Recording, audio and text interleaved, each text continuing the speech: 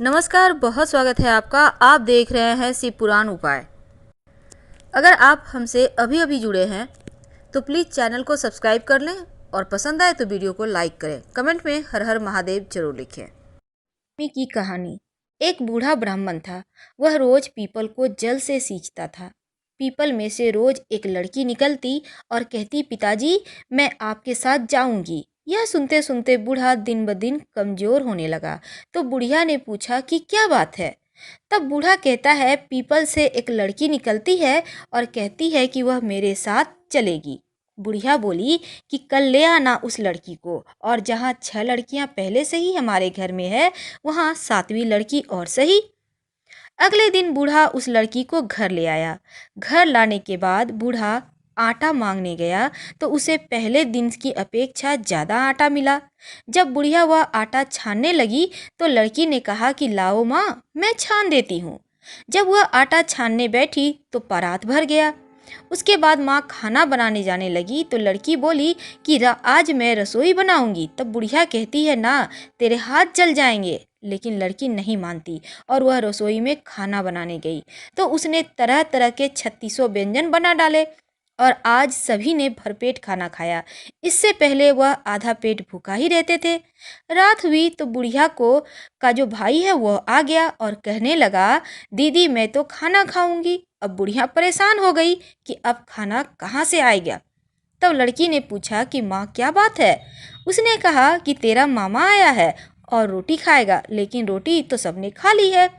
तब उसके लिए कहाँ से लाऊंगी। लड़की कहती है, मैं बना दूंगी। और वह रसोई में गई और मामा के लिए 3600 व्यंजन बना दिए। मामा ने भरपेट खाना खाया और कहा कि ऐसा खाना तो उसने पहले कहीं नहीं खाया। बुढ़िया ने कहा कि भाई तेरी पावनी भांजी उसी ने बनाया है। शाम हुई तो लड़की बोली, माँ चौका लगा के चौके का दिया जला देना, कोठे में मैं सोऊंगी। बुढ़िया बोली, ना बेटी तू डर जाएगी। लेकिन वह बोली कि ना, मैं ना डरूंगी, मैं अंदर कोठे में ही सोऊंगी। वह कोठे में ही जाकर सो गई। आधी रात को लड़की उठी और चारों ओर आंख मारी तो धन ही धन हो गया। वह बाहर जाने लगी तो एक बूढ़ा ब्राह्मण जो सो रहा था उसने देखा तो कहा, बेटी तू कहाँ चली।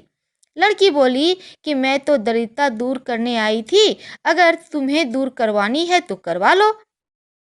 उसने बूढ़े के घर में भी आंखों से देखा तो चारों ओर धन ही धन हो गया।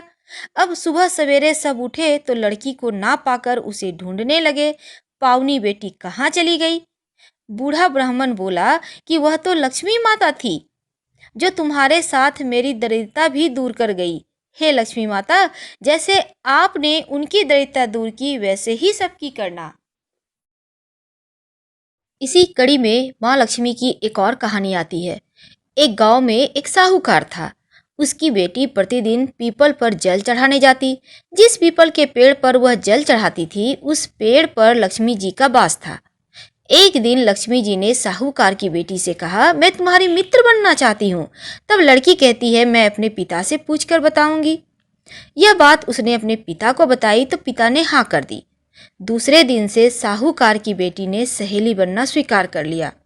दोनों अच्छे मित्रों की तरह आपस में बातचीत करने लगी। एक दिन लक्ष्मी जी साहूकार की बेटी को अपने घर ले गई। अपने घर में लक्ष्मी जी ने उनका दिल खोलकर स्वागत किया।